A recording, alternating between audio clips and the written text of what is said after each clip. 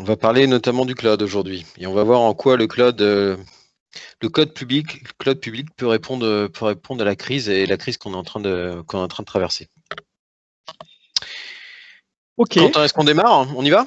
On va y aller. Donc, encore une fois, pour ceux qui viennent de nous rejoindre, n'hésitez pas à poser toutes vos questions directement via l'application de l'Orange Business Tour. On y répondra en simultané et en live. Et puis, écoute, Alexis, je te propose qu'on démarre. C'est parti. Très bien. Donc, bonjour à tous et bonjour pour ceux qui viennent de nous rejoindre. Donc, Alexis Dupuis-Deby, donc moi je suis en charge de la stratégie et du développement de nos services multi-cloud au sein d'Orange Business Services.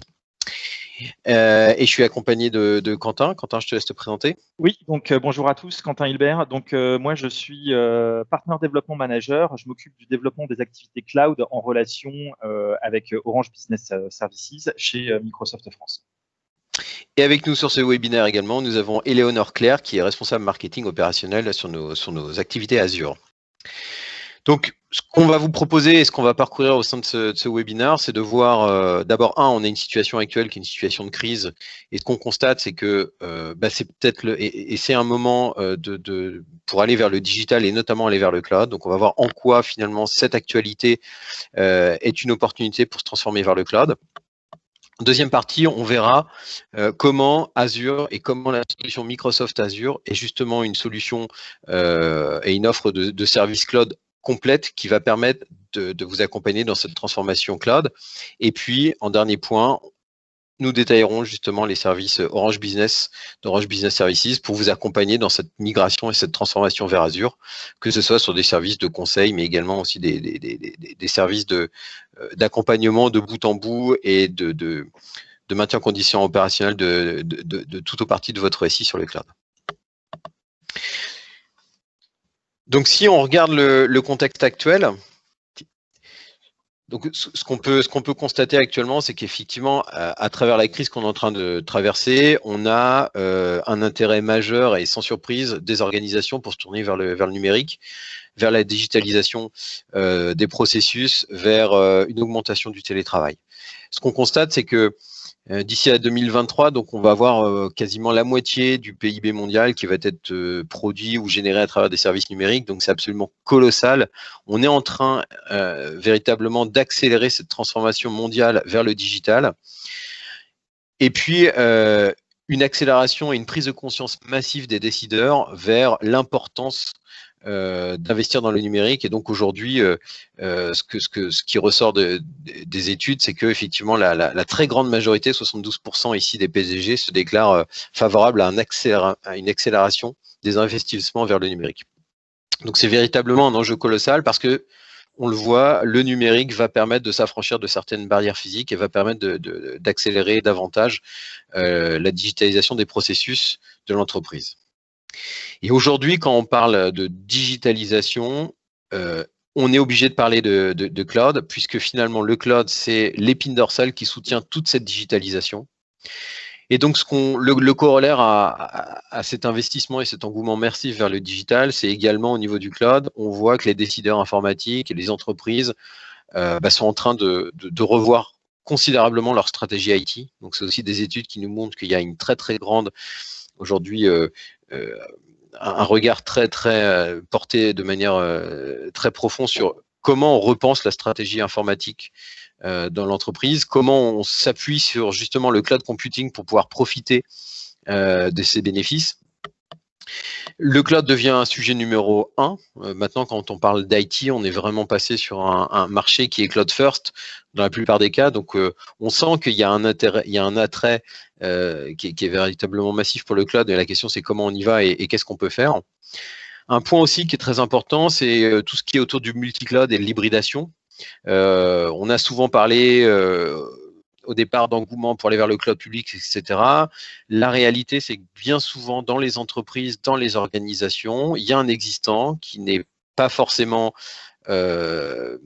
facile à migrer sur le cloud. Et puis, on va rencontrer aussi plusieurs fournisseurs de cloud public parce que ça peut être un choix stratégique pour répondre à plusieurs points, parce que ça peut être aussi un choix historique avec plusieurs entités métiers ou des directions qui ont pris le pas de choisir des plateformes de cloud différentes. Donc, on est aujourd'hui dans cet état multi-cloud, dans ce sujet de multi-cloud qui va durer. Et puis, le dernier point, ce que l'on voit aussi des études et des tendances actuelles, c'est que cette stratégie de migration vers le cloud demande de s'appuyer sur un pool d'experts. Et aujourd'hui, il y a des difficultés au sein des entreprises à recruter ces talents, recruter des gens qui nativement vont parler sur les technologies cloud, vont pouvoir parler DevOps, vont pouvoir parler as code, etc., etc. Et aujourd'hui, c'est effectivement un problème dans les entreprises, d'où bien évidemment l'intérêt de s'appuyer sur des partenaires et des fournisseurs et des partenaires de confiance pour avancer sur cette stratégie cloud. Alors nous, dans cette phase de crise qu'on est en train de vivre et sur l'événement de 9, ici, nous, on a répondu présent, donc ça, c'est important de le souligner. On est très présent auprès de nos clients pour les accompagner justement sur comment mettre en place de manière très réactive, de manière très rapide, des solutions pour maintenir les activités. Et donc, c'est comme ça qu'on a été capable de déployer des solutions de VDI, de virtualisation de postes de travail en quelques jours. On a été capable d'augmenter drastiquement, en multipliant par 10, la capacité de stockage ou des capacités réseau sur sur nos clients. On a accompagné des OIV, notamment donc organismes d'intérêt vital, dans le télétravail et des fois avec des connexions massives jusqu'à plus de 70 000 utilisateurs qui sont capables de se connecter au SI de l'entreprise et ça sans interruption de service. Et on a pu réaliser tout ça grâce à l'expertise de nos ingénieurs, grâce à la mobilisation de nos équipes commerciales. Et aujourd'hui, c'est véritablement une force qui anime Orange Business Services, c'est justement d'accompagner nos clients à toute étape de leur projet de transformation et quelle que soit la maturité, et notamment donc sur le sujet de transformation vers le cloud. Donc, ce qu'on voit, c'est que si on met en perspective les évolutions du cloud, et Léonore, si tu peux passer au slide suivant, s'il te plaît. En fait, en ce moment, ce que l'on vit, c'est comme toutes les crises, enfin en tout cas, alors évidemment, certains secteurs d'activité vont être touchés plus ou moins, mais grosso modo, dans les crises, on a une phase où d'abord il faut redémarrer l'activité, donc il faut être en mesure de se mettre dans un mode dégradé ou de pouvoir poursuivre une activité. Et puis après, c'est l'occasion de renforcer sa résilience à court terme. Quand on parle de résilience, évidemment, là, on est sur le sujet informatique, mais de dire comment j'offre à mes salariés la capacité de pouvoir travailler dans des conditions optimales, aussi bien, voire meilleures que ce qu'ils peuvent avoir, par exemple, en bureau. Donc, comment je les accompagne sur des solutions de télétravail, comment j'accompagne mon SI pour avoir des solutions déportées, etc. Donc, il y a cette notion de résilience à court terme qui est importante, de manière à pouvoir survivre au passage de la crise et à construire et à poser des fondamentaux pour avoir un SI qui soit un peu plus robuste. On va derrière, on va avoir un retour à la normale, et on a un retour à la normale de l'activité où on va reprendre son développement business, son développement d'activité, et donc là aussi, besoin d'accroître ses capacités en termes d'IT et besoin d'accroître la modernisation de son SI. Et puis fondamentalement, ce que l'on voit derrière tout ça, c'est que sur cette évolution de l'activité, c'est aussi l'occasion et souvent le moyen de repenser son business. C'est-à-dire que on le sait et on le voit tous aujourd'hui dans l'actualité et dans des activités qui nous entourent, il y a des secteurs, des processus, des façons de travailler qui vont être changés et qui ont été changés. En tout cas, l'accélération a été faite du fait de la crise. Et donc, c'est l'occasion justement de pouvoir repenser son business, de pouvoir remettre à plat ses processus d'entreprise.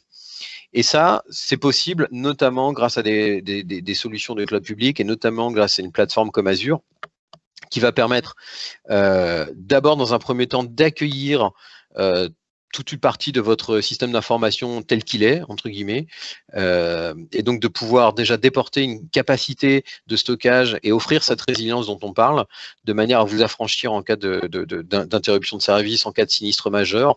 Vous avez un SI qui est sécurisé sur des plateformes cloud, et puis progressivement de pouvoir travailler sur l'amélioration de ces processus.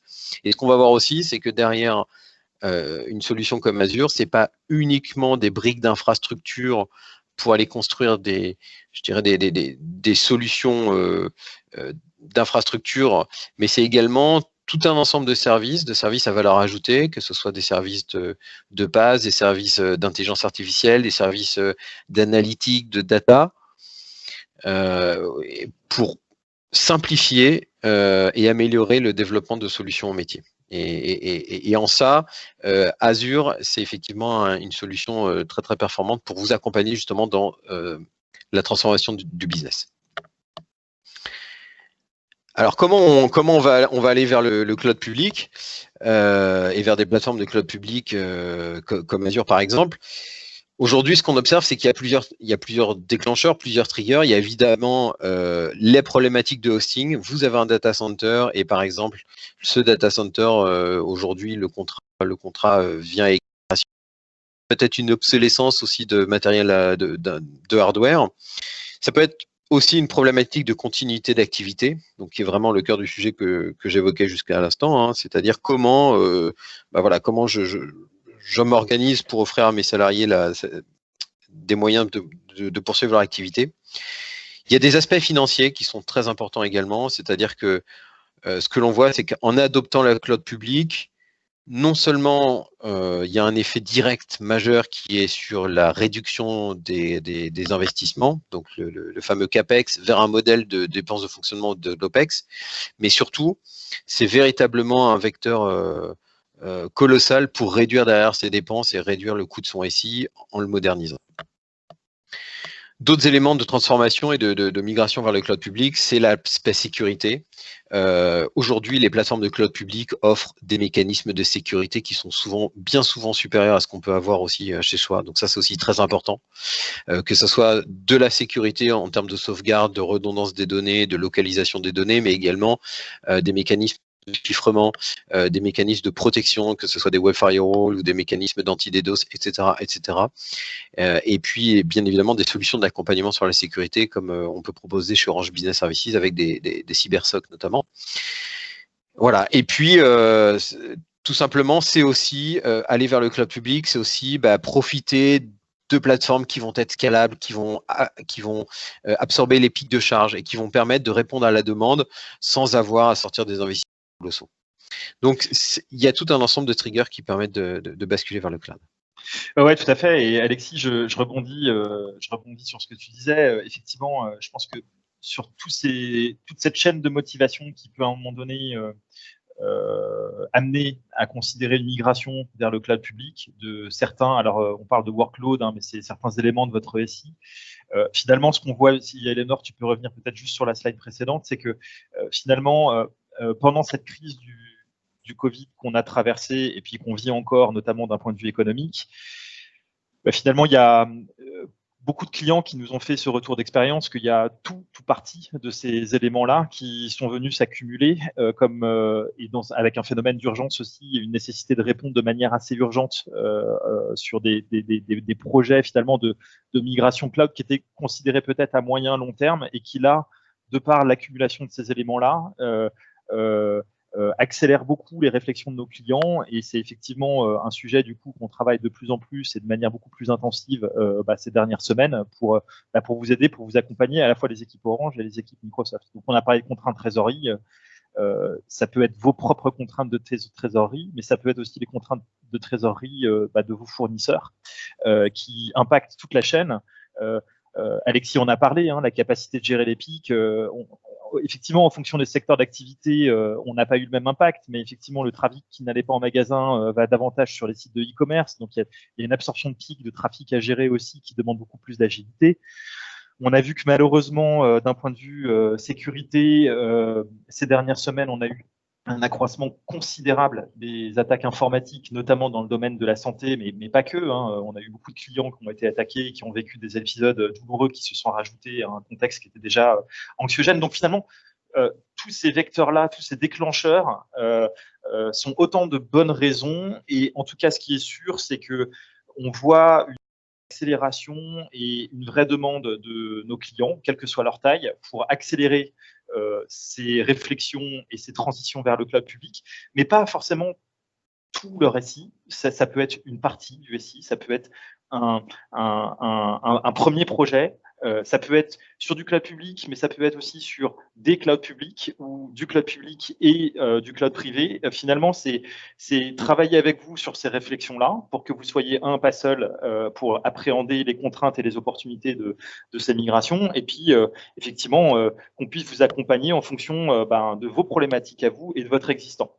Donc c'est plein de bonnes raisons, en tout cas, de se poser ces bonnes questions-là. Et donc, si on peut passer effectivement les leurs sur la slide suivante, voilà, si on devait schématiser les bénéfices d'une migration vers le cloud public, alors on indique Azure ici, mais finalement, je pense que c'est un sujet qui peut être assez générique à d'autres plateformes aussi. C'est pas le sujet de faire la promotion d'Azure ou d'autres plateformes de cloud public. Je pense que c'est des aspects qui sont assez génériques. Finalement, Alexis en a parlé, c'est effectivement tout un aspect déjà d'optimisation financière, de contrôle de coûts et de vous donner effectivement les outils et la capacité de gérer vos coûts, ce qui est quelque chose de très important, et de capitaliser aussi sur des économies d'échelle liées au cloud public. C'est effectivement renforcer votre sécurité, parce qu'on y reviendra plus tard dans cette présentation, mais il y a un vrai bénéfice à rajouter des briques et des services de sécurité que vous apporte le cloud public dans votre stratégie de sécurité globale de votre organisation.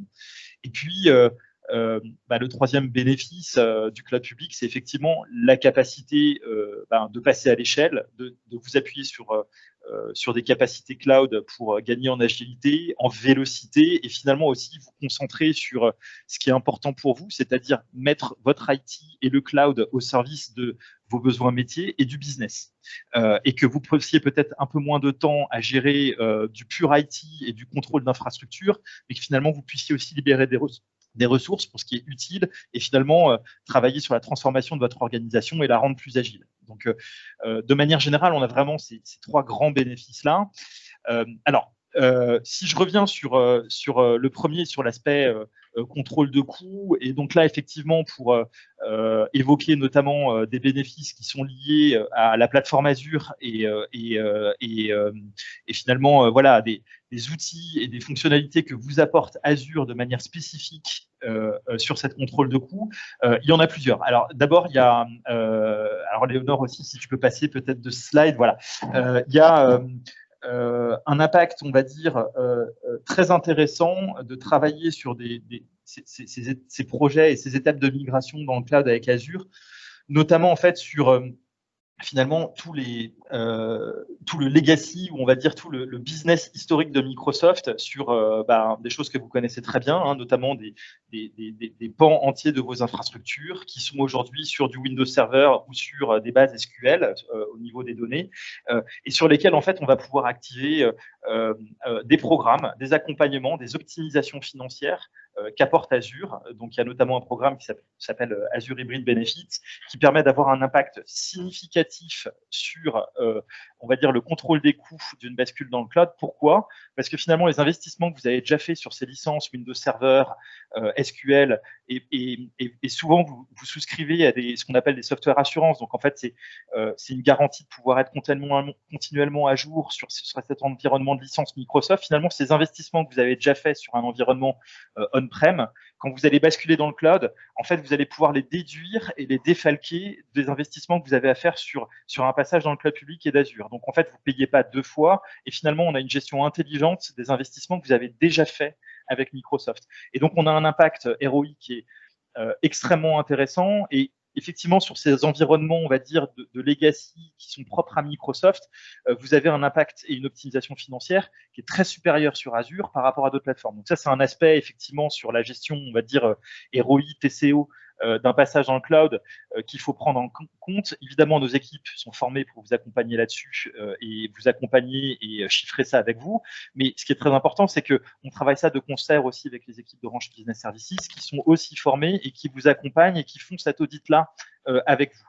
Et puis, il y a d'autres aspects, mais on l'évoquait avant, c'est notamment aussi des études qu'on a fait, notamment avec certains cabinets dont Forrester, où finalement on se rend compte que le ROI, le retour sur investissement, on l'a à court terme sur une notion de chiffrage immédiat, mais aussi en fait et surtout à plus moyen long terme, sur 2, 3 ans, où finalement on va réussir au fur et à mesure à construire une vraie stratégie progressive de migration dans le cloud public d'une partie de vos applications ou de votre infrastructure, mais aussi en travaillant sur des scénarios d'innovation et on arrive, de par l'aspect fonctionnel, DevOps, etc., et à retravailler, on va dire, votre propre transformation pour accélérer cette innovation vers le cloud et avoir un retour sur investissement qui est exponentiel aussi, qui accélère et qui, effectivement, c'est indiqué sur cette slide, vous permet aussi de dégager du temps de, on va dire, de fonctions purement IT pour les mettre au service de votre business. Donc, cet impact économique, il est très important. Et si on va sur la slide suivante, on voit que, alors je n'ai pas détaillé tous ces aspects-là, mais c'était quand même pour vous donner un aperçu de tout cet outillage qui est fourni en fait dans la plateforme Azure et qui vous permet de travailler sur cette optimisation financière. Alors avant et après migration, c'est-à-dire que en amont, quand on va travailler ensemble sur un projet de bascule dans le cloud public et dans Azure, on va avoir des outils qui sont intégrés dans Azure qui nous permettent de mesurer directement l'impact d'un TCO et notamment d'avoir une approche assez fine de ce que vous allez garder sur un environnement on-prem parce que contraintes de sécurité, parce que contraintes de réglementaires, de compliance, parce que vieilles applications que vous ne voulez pas basculer dans le cloud versus d'autres choses que vous allez vouloir basculer, etc. On peut faire un audit et voir l'impact direct sur le TCO. On va pouvoir aussi jouer sur certains outils comme par exemple Azure Migrate, qui est un outil qui en fait qui est gratuit et qui va vous permettre de scanner très rapidement en fait votre existant et de vous dire et de transposer ça et de vous dire ben voilà, grosse masse, si on transposait ça dans Azure, voilà le gabarit de VM qu'il faudrait appliquer, voilà les différentes recommandations qu'on peut faire pour finalement accélérer une phase de déploiement dans le cloud public et votre capacité aussi à prendre des décisions rapides et accélérer ces process de décision. Donc tout ça, ce sont des outils qui sont intégrés, qui sont gratuits, qui sont fournis dans la plateforme et qui sont parfaitement connus par les équipes d'Orange et puis de Microsoft bien sûr, et sur lesquels effectivement on peut vous accompagner voilà, pour vous en faire bénéficier, travailler avec vous sur la meilleure trajectoire et le meilleur TCO avec d'autres programmes d'optimisation financière que je ne vais pas détailler ici, mais il y en a d'autres, les réserves instances aussi, sur la capacité de lisser des prévisions de consommation et d'usage du cloud pour finalement, dès le début, être en capacité de prendre en compte cet usage-là pour le défalquer de nos tarifications et de pouvoir adapter en fait les tarifications à vos besoins.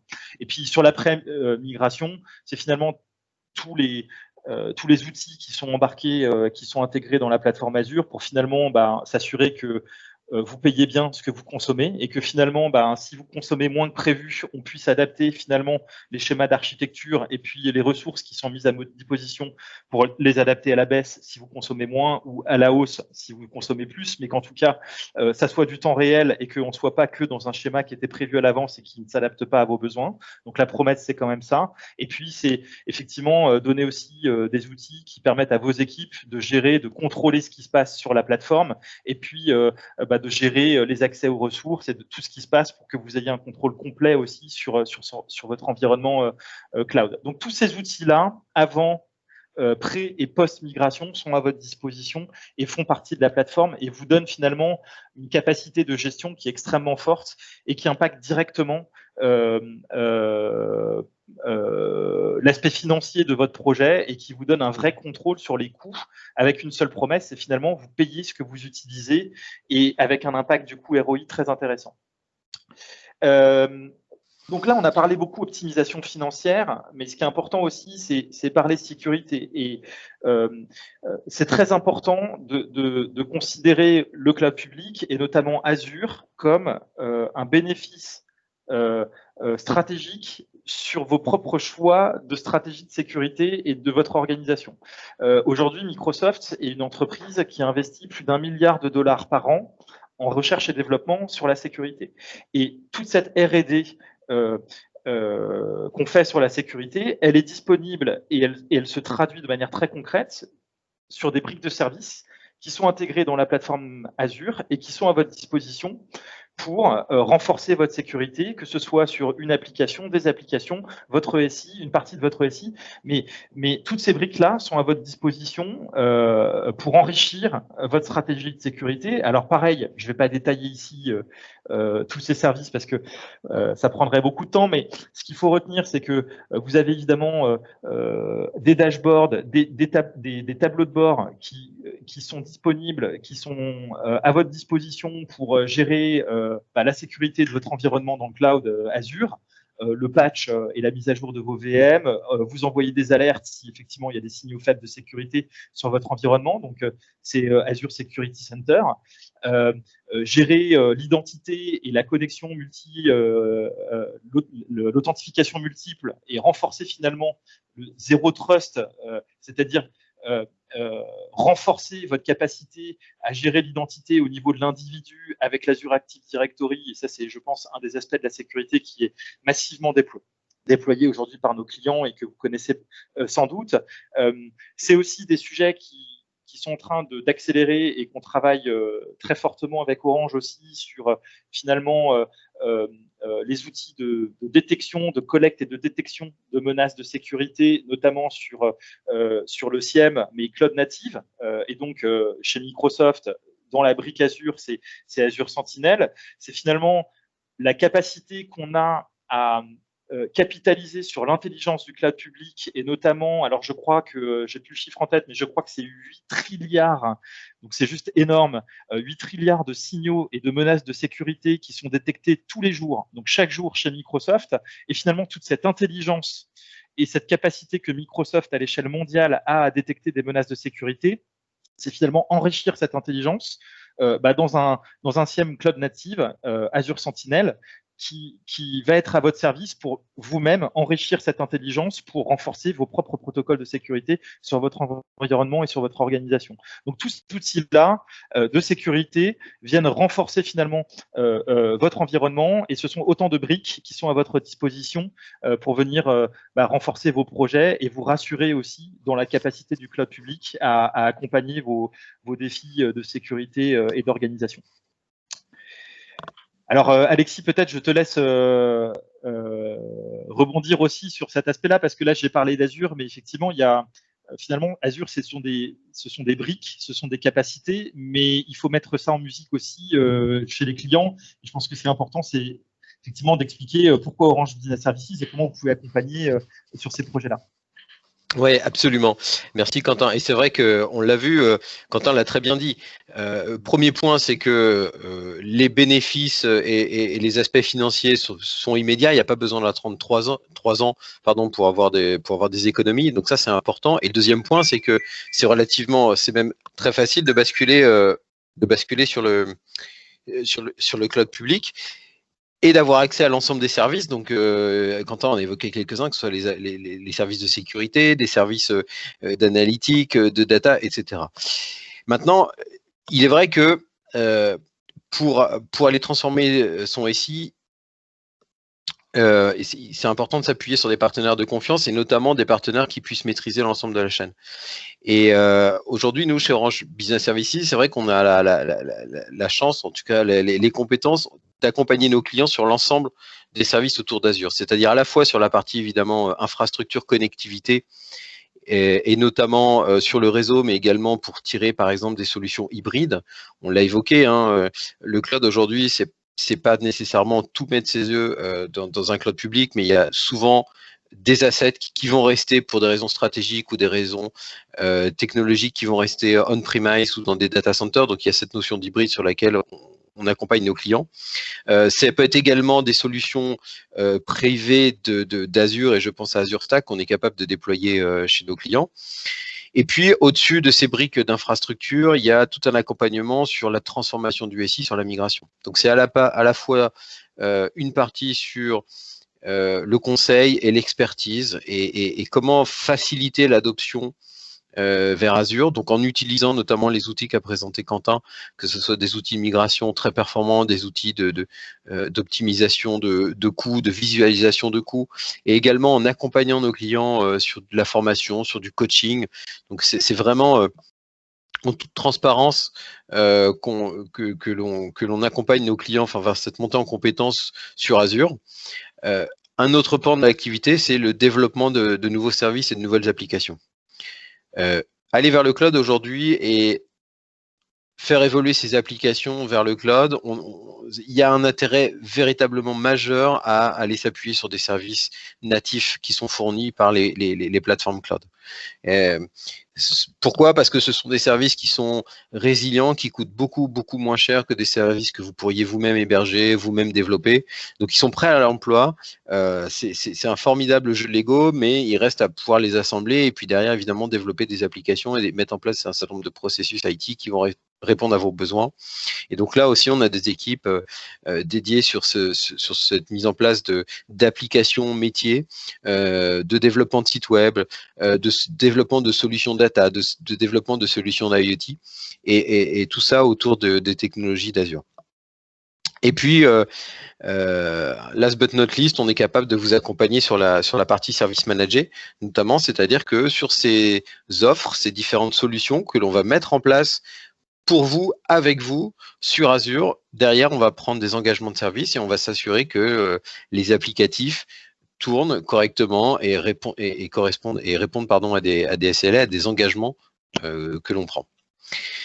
Alors, une manière très concrète et très simple aussi de pouvoir avancer sur Azure, notamment, on a mis en place un catalogue de services qui vous permettent d'avancer sur des sujets assez simples qu'on met en lumière. Ça peut être d'abord comment basculer vers Azure, c'est-à-dire, voilà, vous avez fait le choix où on se pose des questions vers le cloud public, comment y aller, quels sont les bénéfices. Donc, c'est notamment des offres de ce qu'on va appeler le Azure Cloud Readiness qui permet d'explorer et surtout de manière très concrète, très pragmatique, d'identifier rapidement les avantages à migrer vers Azure. Ça peut être la mise en place de solutions de postes de travail virtualisés, donc un sujet aujourd'hui d'actualité. On a énormément de demandes sur ce domaine, du fait évidemment de la généralisation du télétravail. Donc on a des solutions Flexible Workspace User Experience que l'on peut porter et on va s'appuyer sur les solutions d'Azure. Je l'évoquais, derrière, on peut aussi donc on va prendre le maintien en condition opérationnelle de vos applications, quelle qu'elle soit la nature, que ce soit des applications legacy, que ce soit des applications cloud natives, composées d'éléments peut-être historiques, d'éléments des services natifs sur Azure. On est capable de s'engager donc de faire tourner ces applications. Et puis, on a des spécialisations comme SAP. Donc, SAP aussi, aujourd'hui, il y a une double migration pour les clients de SAP. Bien souvent, c'est à la fois aller vers le cloud et également migrer vers ANA. Donc, ANA étant là une base de données, une memory, enfin, tout un ensemble d'une memory de SAP qui est particulièrement bien taillé pour le cloud. Et il y a un partenariat très fort aujourd'hui entre Microsoft, entre Azure et SAP. Et donc, aujourd'hui, le cloud Azure est vraiment une plateforme de référence, une plateforme de tout premier choix pour SAP. Et donc, on accompagne nos clients dans cette migration SAP sur le cloud Azure. Et puis, dernier point que j'évoquais, voilà, on accompagne aussi nos clients sur la mise en place de solutions privatives Azure à travers Azure Stack notamment. Donc, on a des solutions packagées. L'avantage de ces solutions, encore une fois, c'est permettre de manière assez simple à nos clients d'envisager de mettre en place des solutions sur Azure et d'en tirer les bénéfices. À côté de ça, on a tout un catalogue de professional services, de cloud expert services qui sont véritablement des consultants certifiés, dédiés aussi sur les practices Azure et qui vont vous accompagner à travers un certain nombre de prestations. Ça peut être de l'audit de maturité de l'organisation, vérifier qu'effectivement vous avez tous les prérequis organisationnels pour basculer vers le cloud. Ça peut être évaluer la sécurité mise en place dans votre Azure, ça peut être des migrations très particulières comme la bascule, par exemple, d'environnement Windows Server ou SQL 2008, etc. Donc, on a tout un ensemble de consultants qui peuvent intervenir de manière ponctuelle en équipe plus importante si besoin pour vous accompagner dans vos projets Azure, et ce, quelle que soit votre maturité.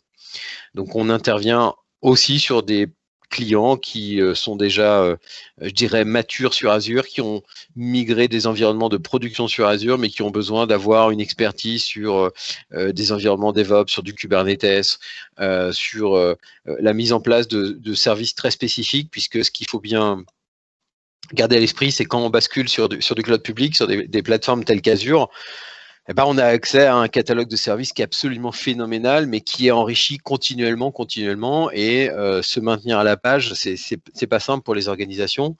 Et pourtant, il faut le faire, parce que c'est comme ça qu'on va pouvoir profiter des services innovants. C'est comme ça qu'on va pouvoir mettre en place des applications beaucoup plus rapidement, et c'est comme ça qu'on sert beaucoup mieux le métier, donc les clients et donc le business.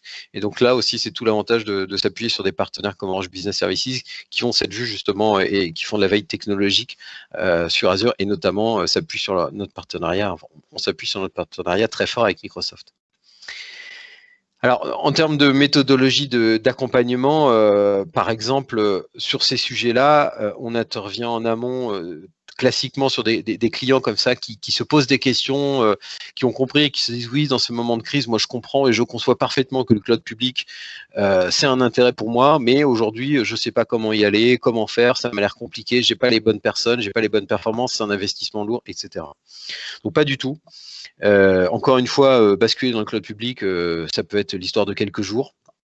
Donc, il n'y a pas de frein à avoir. Mais par contre, c'est important de s'appuyer effectivement sur des partenaires, je dirais, industriels et en même temps qui ont cette proximité pour vous accompagner. Et aujourd'hui, avec chez Orange Business Services, donc on a tout un réseau commercial de proximité, mais également nos ingénieurs qui sont répartis sur tout le territoire et qui peuvent aller au plus près de nos clients, intervenir chez nos clients pour les accompagner sur cette transformation. Et très simplement, ça peut se faire sur, là encore en fonction des cas, mais sur un audit, sur une évaluation assez simple où on peut faire en quelques jours, s'asseoir avec vous et voir les intérêts et les bénéfices à migrer dans le cloud et vers Azure. Puis on va définir une roadmap de migration, de stratégie, de voir commencer sur quelques applications, par exemple. Mettre le pied à l'étrier, en quelque sorte, et puis au fur et à mesure de faire cette migration et de rentrer derrière dans les phases d'optimisation, parce qu'encore une fois, c'est très important, c'est que il y a énormément d'outils natifs dans la plateforme Azure pour vous aider à mieux gérer cette consommation, mieux gérer l'optimisation des services. Et en fait, très rapidement, on s'aperçoit que la façon de penser, la façon de concevoir les architectures qu'on avait dans le monde classique, finalement, elle n'est plus d'actualité, ou en tout cas elle est un peu obsolète dans des plateformes de cloud public. Et donc il y a énormément de leviers pour revoir ces architectures et pour réduire drastiquement les coûts, notamment en automatisant au maximum le déploiement ou la gestion des composants d'infrastructure. Et donc, toute cette phase d'optimisation, on accompagne nos clients vers la réduction de leur facture et en même temps vers l'amélioration des applications et de la disponibilité des applications. Ouais, et je rebondis là-dessus, Alexis, parce que j'aime beaucoup cette slide. On en avait parlé avant en préparant la présentation, mais j'aime beaucoup cette slide parce que, en fait, je ne crois pas qu'il y ait aucun de nos clients pour qui finalement la transition vers le cloud public et puis travailler sur cette stratégie de migration ou de bascule sur une stratégie hybride, multi-cloud, etc. Il n'y a aucun de nos clients pour qui c'est facile, et cette slide montre bien que c'est pas un chemin qui est linéaire, et finalement, je pense que le plus difficile, en tout cas, c'est le passage à l'acte, c'est les premières étapes. Et souvent, nous, ce qu'on recommande, c'est de démarrer par un petit projet, par un premier audit sur un environnement bien donné. Et puis souvent, c'est l'occasion de commencer à mettre le pied à l'étrier, de vous accompagner aussi et de voir comment on peut vous accompagner en termes d'audit, d'accompagnement pour essayer déjà de définir sur le cadre de ce projet-là ce qu'on peut travailler ensemble. Mais ça nous permet aussi de vous accompagner sur les étapes d'après et finalement de transformer ce premier projet en quelque chose de plus sinueux, mais finalement qui va vous amener sur une stratégie plus établie et qui va vers l'innovation et vers la mise au service de cette stratégie sur des intérêts, on va dire, très business et fonctionnels. Et puis, un autre point sur lequel je voulais rebondir aussi, c'est que vous pouvez vous dire aussi que finalement, ces étapes-là, vous allez les travailler avec Orange et que vous n'allez pas forcément partir forcément que sur Azure. Et je veux vous rassurer aussi là-dessus, c'est-à-dire que si aujourd'hui on présente ensemble avec Orange cette présentation, c'est que les équipes Microsoft, et puis c'est vrai aussi pour les autres hyperscalers, on vit tous parfaitement avec l'idée qu'on est dans un environnement multi-cloud, hybride, avec des choses que vous allez garder sur les environnements on-prem, des choses que vous allez passer dans du cloud public, sur certaines plateformes, pas sur d'autres, etc. Et finalement, je pense que ce qui fait la différence beaucoup sur ces projets-là, c'est la capacité qu'on a à vous accompagner sur le terrain, chez vous.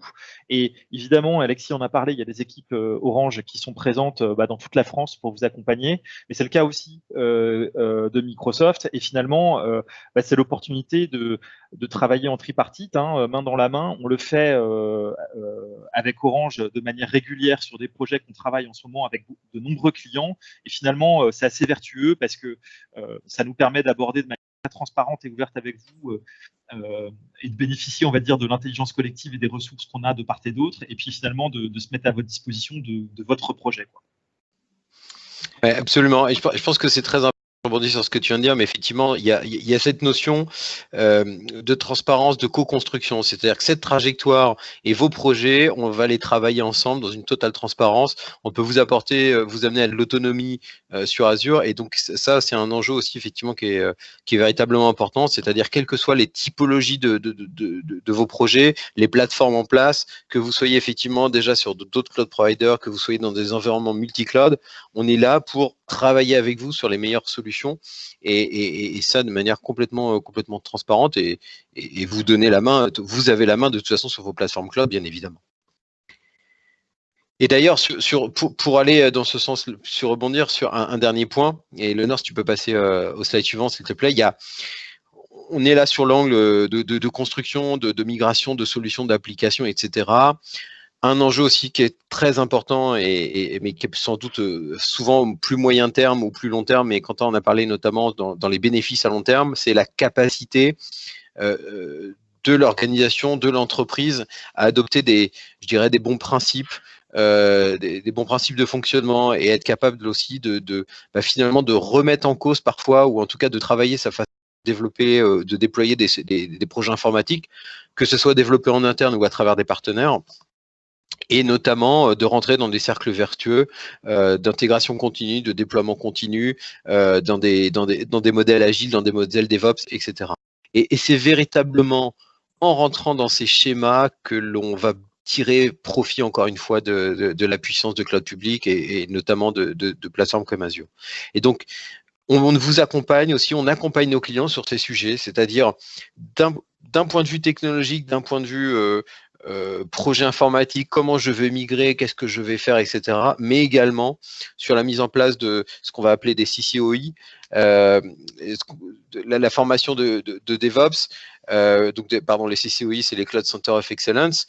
On va mettre en place des équipes, par exemple, mix DevOps avec des consultants chez nous qui vont s'asseoir à côté de développeurs ou d'opérations dans vos entreprises pour justement voir comment on peut automatiser ensemble les déploiements, comment on peut automatiser la supervision des solutions déployées sur Azure et au final réduire les coûts d'opération et encore une fois avoir des applications qui vont être natives et qui vont être nativement résilientes. Pardon.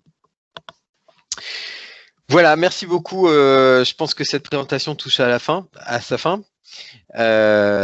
En quelques mots, ce que vous avez, je pense que ce qu'il faut retenir, c'est que la situation actuelle le montre. Les entreprises qui résistent le mieux à la crise aujourd'hui sont celles qui ont migré vers le cloud, en fait, et notamment leur système d'information vers le cloud. Donc c'est le moment, et c'est vraiment un moment, je pense, idéal pour repenser justement son système d'information de demain. Donc on peut vous accompagner, bien évidemment, et on vous accompagne sur cette transformation, notamment vers Azure, grâce à des experts certifiés, donc encore une fois, sur les aspects des infrastructures, développement logiciel, sur des solutions de big data, sur des solutions d'IoT. Donc, on a vraiment un panel complet de practice, de développeurs qui sont rompus aux technologies Microsoft et notamment sur Azure. Et puis, on va vous accompagner, donc, quelle que soit la maturité de vos projets, quelle que soit la taille de votre entreprise et quelle que soit, je dirais, la typologie de votre système d'information. Et ça, on le fait notamment, on peut vous accompagner notamment à travers des prestations de jours gratuits, d'audit, de conseils qu'on va pouvoir vous proposer dans le cadre justement d'évaluation de votre maturité et vous accompagner dans cette trajectoire vers Azure. Donc, merci beaucoup pour votre écoute aujourd'hui. Merci Quentin. Merci Alexis, merci à tous effectivement pour votre écoute. Alors n'hésitez pas, si vous avez des dernières questions à nous poser via l'application de l'Orange Business Tour, n'hésitez pas à nous poser des dernières questions. Merci Alexis en tout cas encore pour l'animation de cette présentation. Alors le sujet est extrêmement vaste et j'espère qu'on a répondu à certaines de vos questions. Ce qui est sûr, et pour rebondir et abonder dans ton sens, c'est que il est urgent de ne pas attendre et puis effectivement de travailler ensemble. Et je crois que l'aspect humain et à la fois les équipes Orange et Microsoft qui sont présentes en région sont là pour vous accompagner. Il est urgent de regarder, de s'asseoir avec vous pour regarder effectivement comment on peut travailler ensemble sur ces projets et vous aider à vous appuyer sur le cloud public pour accélérer sur une résilience, une agilité d'organisation au service de votre business et puis de la continuité de votre business. Merci à tous. Merci Éléonore aussi. Merci Alexis. Merci à vous. très bientôt. À très bientôt. Et merci beaucoup Éléonore.